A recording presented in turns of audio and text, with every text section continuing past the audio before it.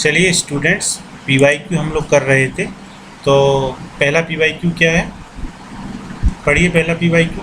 The concept of formative evaluation implies that.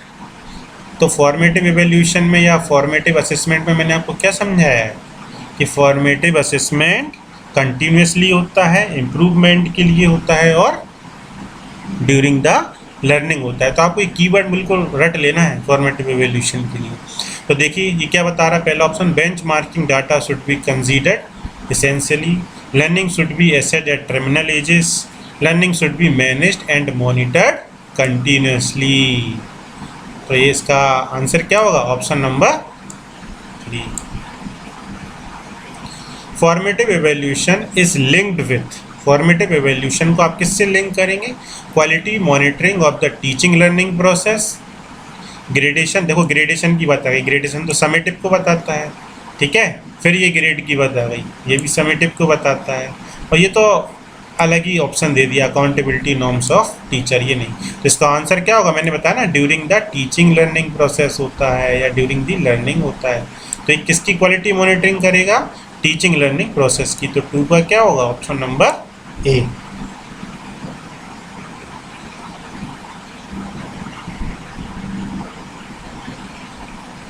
अच्छा अगला देखते हैं, by summative evaluation is meant. Summative evaluation क्या बताया मैंने, at the end of the time. End of the time मतलब एक स्पेसिफिक टाइम पर होगा वो। तो इसमें देखिए, assessing the learner outcomes at specific point of time in the school schedule. मतलब स्कूल का जब आपका शेड्यूल बिल्कुल specific point eight the end of time पर पहुंच जाएगा, तब जाकर आपका क्या होगा, ये वाला असेसमेंट होगा। कौन सा, समेटिव असेसमेंट। तो इसका आंसर क्या होगा, ए। क्योंकि देखो आप इसमें फीडबैक की बात कर रहा है, ये तो वैसे ही आंसर नहीं होगा, ठीक है ना। तो इस तरीके से आपको आंसर निकालना है, इसलिए मैंने आपको कीवर्ड दिए थे। Next, teacher develops an achievement test. देखो अचीवमेंट टेस्ट की बात कर रहा है, मैंने बताया था ना, जब एंट्रेंस टेस्ट हो, अचीवमेंट टेस्ट हो, तो ये किस लिए किया जाता है, आपके प्लेसमेंट टाइप ऑफ असेसमेंट के लिए। तो इसका आंसर क्या होगा, ये वाला ए। एट सेमेस्टर एंड, देखो आप ऐसे ही निकाल लेंगे, एट सेमेस्टर एंड, जब एंड हो रहा है तो क्या होगा, समेटिव असेसमेंट होगा। इसलिए तो कीवर्ड याद रखना है आपको। Next, during the course of teaching. देखो ड्यूरिंग वर्ड आ गया, अगर एंड ऑफ द लर्निंग होता तो समेटिव, और ड्यूरिंग आ गया तो आपको कहीं कुछ नहीं सोचना है, कहीं पर कुछ नहीं सोचना है, सीधा क्या लगा देना है, फॉर्मेटिव। चलिए नेक्स्ट, इन फॉर्मेटिव इवेल्यूशन क्या होता है, फॉर्मेटिव इवेल्यूशन में, फॉर्मेटिव इवेल्यूशन में क्या करते हैं, the examination is held after the end. And वाला तो ऑप्शन ही हटा दीजिए, ठीक है, वो तो समेटिव के लिए है क्योंकि। Next, the learners are evaluated through both internal and external examination. No, ये भी नहीं होगा। Next, the evaluation focus on process as such as conducted on the continuous basis। continuous basis आ गया ना अपना आंसर। तो इसका आंसर क्या होगा, 6 का सी।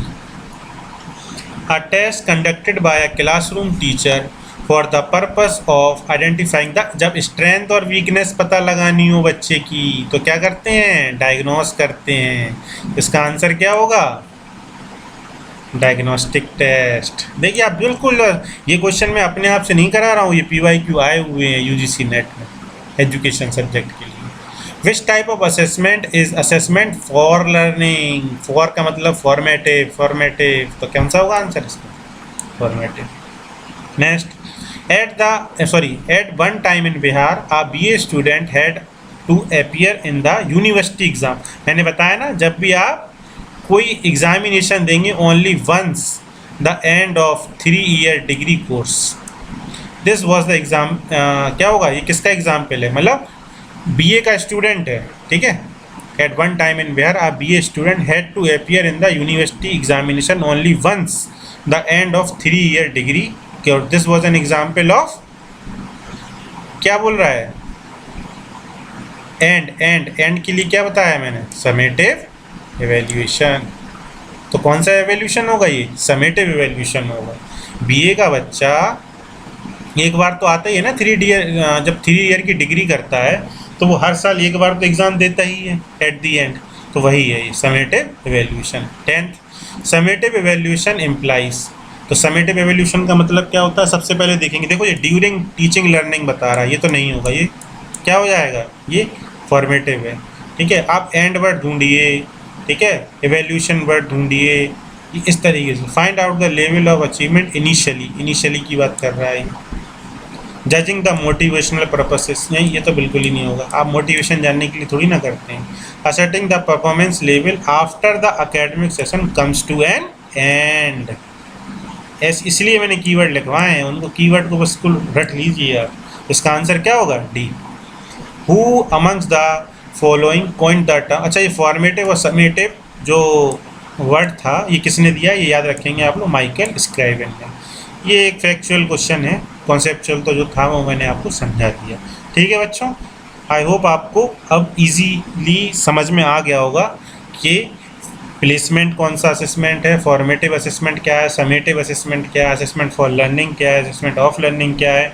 आप लोग मेरे वीडियो फिर से देख लीजिए, एक बार रिवीजन कर लीजिए, तो मैं समझूंगा कि आपको बहुत अच्छे से आ गया है। थैंक यू बच्चों।